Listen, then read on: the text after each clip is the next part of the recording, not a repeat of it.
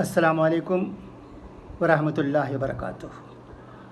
आम्बूर के करीब शू फैक्ट्री की एक वैन हादसे का शिकार हो गई और 18 लोग ज़ख्मी हुए हैं, 14 औरतें और 4 मर्द। उन्हें आम्बूर और नरीबेट के गवर्नमेंट अस्पतालों में एडमिट किया गया है। एकाएक ये हादसा हो गया। शू फैक्ट्री की वो वैन एक झाड़ से टकराई, रुक गई और लोग ज़ख्मी हो गए। अल्लाह करे कि वो जल्द शफा पाएँ। रिज़र्व बैंक ऑफ इंडिया के गवर्नर शक्तिकांता दास ने कहा है कि हमारे देश की इक़्तिसादी हालत बेहतर होने लगी है लॉकडाउन में ढील होने से। उन्होंने कहा, इस वक्त की ज़रूरत यह है कि लोगों में एतमाद पैदा करें, माली इस्तेहकाम क़ायम करें, कारखानों में तरक्की को बहाल करें। हमारे मुल्क की कंपनियां और कारखाने बेहतर तरीक़े से काम करने की सलाहियत रखते हैं। उन्होंने साफ कहा है कल की एक मीटिंग में, मेहनत करने वालों को ज़रूर अल्लाह मदद करता है। हमें यही सबक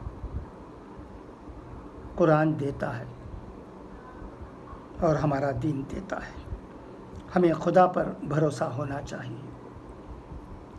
अब तो 4-5 महीने गुज़र गए, कोरोना वायरस का ज़माना है, लोग तकलीफ़ में मुब्तला हैं।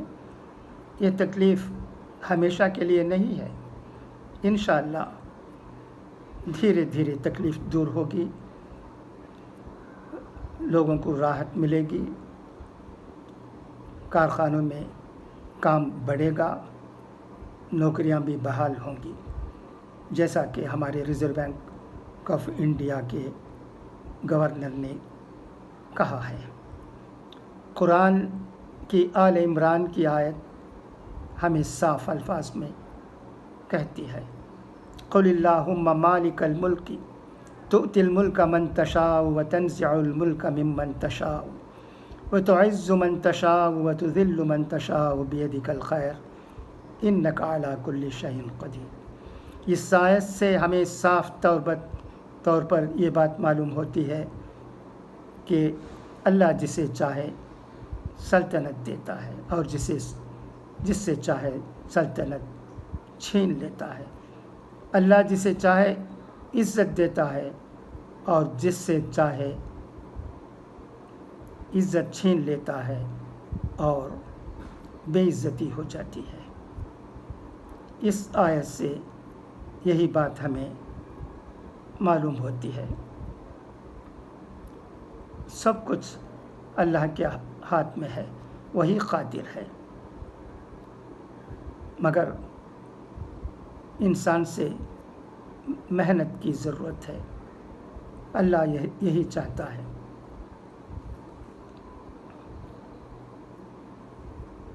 तो इसके अलावा जमीयतुल उलमाए हिंद वानियम्बाड़ी के जनरल सेक्रेटरी मौलाना मुदस्सर अहमद साहब ने अपने ताज़ियती बयान में कहा है कि ख़ादिमुल हुज्जाज मारूफ समाजी कारकुन जनाब डॉक्टर जाफ़र सादिक साहब रहमतुल्लाह अलैहि का जनाज़ा बरोज़ हफ्ता 11 जुलाई 2020 रात तकरीबन 2 बजे मस्जिद क़ादरपेट वानियम्बाड़ी लाया गया। सख्त हिफाजती इंतज़ामात किए गए थे। नमाज जनाज़ा हाफिज़ रफ़ीक़ जलाल साहब सेक्रेटरी जमीयत उलमा वानियम्बाड़ी ने पढ़ाई। मरहूम के जनाजे को पल्लव पट्टी नहीं ले जाया गया। उनके अहल और इयाल के चाहने के मुताबिक उनका तदफीन वानियम्बाड़ी में अमल में आया। जैसा कि आप जानते हैं, मरहूम डॉक्टर साहब में बहुत सी खूबियाँ थीं। वो दीन के पाबंद थे اور علاج بھی لوگوں کا بڑی اچھی طرح کرتے تھے اور غریبوں سے فیس بھی نہیں لیتے تھے۔ ان کے جنازے میں وانمباڑی کے بہت سے اہم احباب شریک رہے۔ اللہ ان کی مغفرت فرمائے اور ان کے اہل و عیال اور دوسرے ان کے ساتھ جو لوگ جڑے ہوئے تھے ان تمام لوگوں کو صبر جمیل عطا کرے۔ میں پھر ان کی یہ بات اس لیے کر رہا ہوں کہ پہلے وانمباڑی میں ان کی تدفین کے سلسلے میں کوئی بات نہیں ہوئی تھی۔ کہا گیا تھا کہ ان کی میت کو پلڑ پٹی لے جا رہا ہے، مگر آخری وقت میں ان کے اہل و عیال کی خواہش کے مطابق اس میں تبدیلی آ گئی اور ان کا جنازہ وانمباڑی لایا گیا۔ وہاں نماز جنازے کے بعد ان کا مدفن بڑے اچھے طریقے سے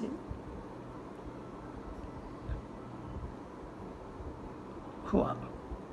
اس میں بہت سے لوگ شریک تھے۔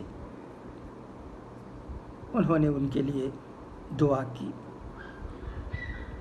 یہ بہت بڑی بات ہے۔ اس کے علاوہ بہت سے سوشل والنٹیئرس بھی کرونا وائرس کے لیے جن لباسوں کی ضرورت ہے وہ پہن کر تدفین میں شریک رہے۔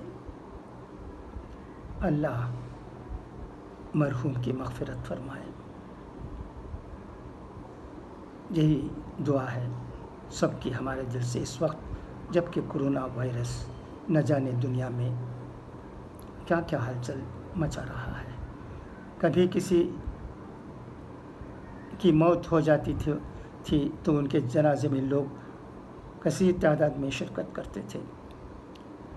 مسجد میں جگہ بھی نہیں ملتی تھی، کثیر جماعت ہوتی تھی۔ اب کیا زمانہ آ گیا ہے کہ چاہتے ہوئے بھی جنازے کی نماز میں اور مدفن کے وقت لوگ حاضر نہیں رہ سکتے۔ سب پر پابندیاں ہیں۔ اللہ کرے کہ یہ پابندیاں دور ہوں اور ہم اپنے پرانے طریقے پر چلے جائیں، نارملسی جلد قائم ہو۔ یہ کیا دور ہے کہ ہم اپنے عزیزوں کی میت میں بھی شریک نہیں کر سکتے۔ اس سے بڑھ کر ہم پر عذاب کی بات اور کیا ہو سکتی ہے؟ نہ شادی میں، نہ میت میں، نہ اچھائی میں، نہ برائی میں۔ شاید یہ اس لیے ہوا ہے کہ ہم نے سب چیزوں میں زیادتی کر دی، دین کو بالائے طاق رکھ کر اپنی منمانی کی۔ اگر اب بھی ہم معافی مانگ لیں گے اللہ سے اور سچے دل سے دعا کریں گے کہ اللہ ہمیں نارمل سے عطا کر دے تو وہ ضرور کرے گا، مگر ہمیں یقین دلانا ہوگا اللہ کو کہ شادی بیاہ میں بیکار کے رسوم کو نہیں اپنائیں گے، کسی پر کوئی بوجھ نہیں ڈالیں گے، آسان طریقے سے دین کے مطابق شادی کریں گے تو ضرور انشاءاللہ اچھے دن ہمیں نصیب کرے گا۔ وہ دن جلد ہوگا انشاءاللہ، مگر ہمیں یقین کے ساتھ، اعتماد کے ساتھ اور مصمم ارادے کے ساتھ کام کرنے کی ضرورت ہے۔ یہ چند باتیں تھیں میں آپ سے کہنا چاہتا تھا۔ بس آپ تمام لوگوں سے دعا کی درخواست ہے، ہم بھی دعا گو ہیں کہ اللہ حالات کو سازگار بنائے، سب کی زندگیوں میں خوشیاں لائے۔ خدا حافظ، فی امان اللہ۔